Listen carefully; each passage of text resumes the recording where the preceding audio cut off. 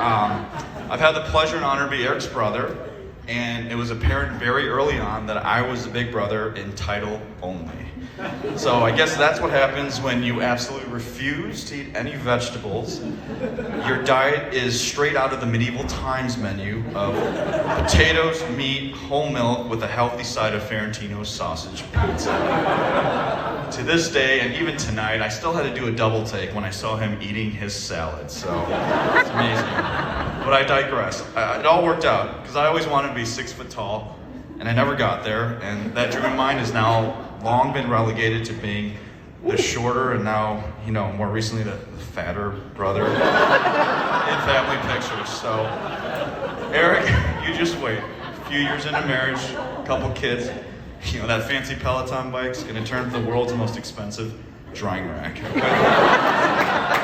right. So, being 5 years apart in age, Eric and I really didn't get to partake in the same experiences growing up and in school. Sometimes, we get in arguments, I tell him he's an afterthought.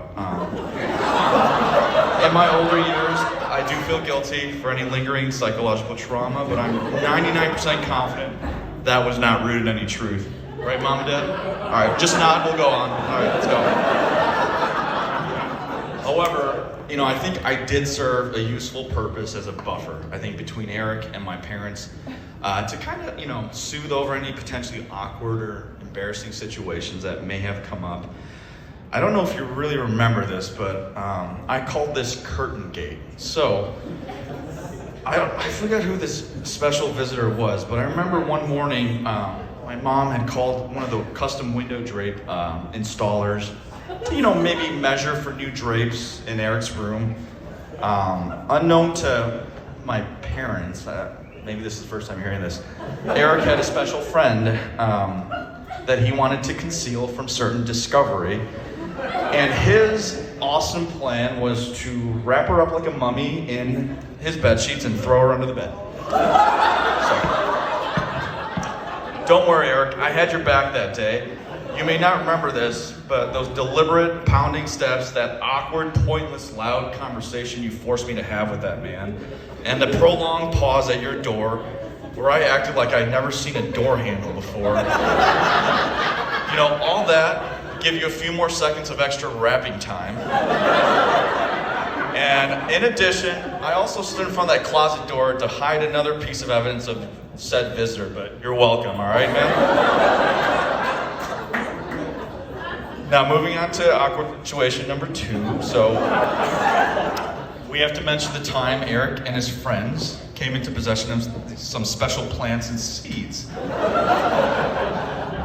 I think my mom was cleaning out your desk, at the Kennedy house, and she discovered some seeds. I told her quite unconvincingly that this was likely some science gardening project, but I'd talk to you about it. I think I told you, I gently reminded Eric that, certain landscaping modifications to our backyard are not looked kindly upon by the federal government. So, well, Eric, I guess you were just a man ahead of your time, because now, talk about foreshadowing, given that Alex is now at Cresco Labs. So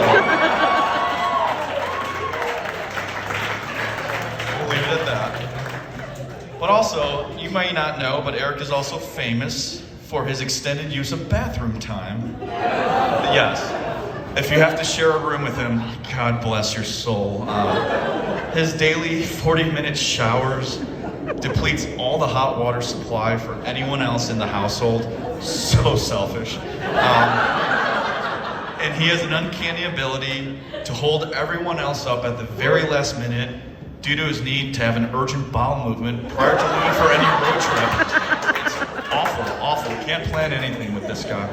So, I find this really ironic because I thought you would hate bathrooms, Eric. Remember when you locked yourself in that Greyhound bus bathroom?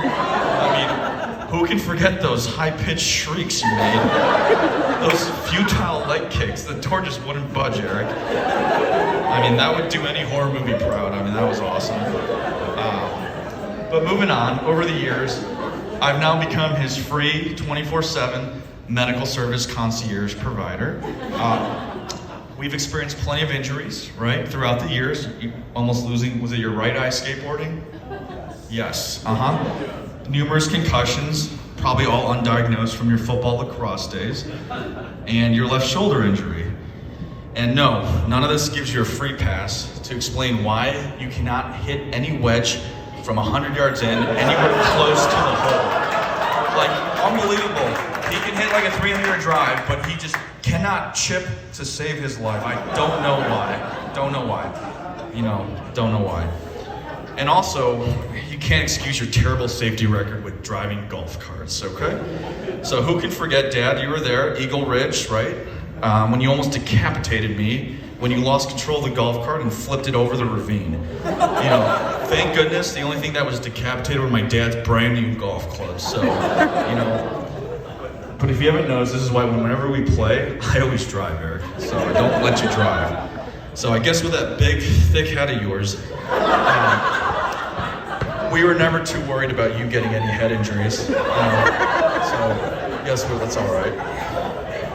You'd think if they made a brain big enough to fit inside that head, you'd be the one going to med school and not me. So.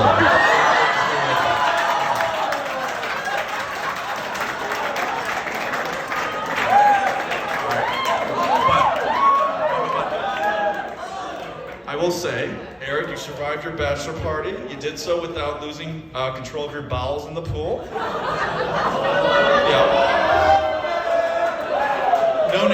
No names. You also maintained your shirt and shoes on the golf course at all times. Unlike certain members present here tonight, but we'll move on. So, despite having one good eye, you have managed to find a beautiful, caring, selfless, ambitious partner in Alex.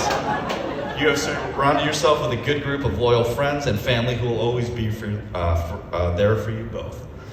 I'm honored and proud to call you my brother. Alex, you're going to be marrying a man that will be a dedicated, loving husband, along with being a loving son, brother, and friend. He's deeply dedicated to those he loves and holds close to him. So, I'd like to raise a glass to Eric and Alex. May you two forever find peace, happiness, and love every single day that you remain married and start this new chapter in your lives.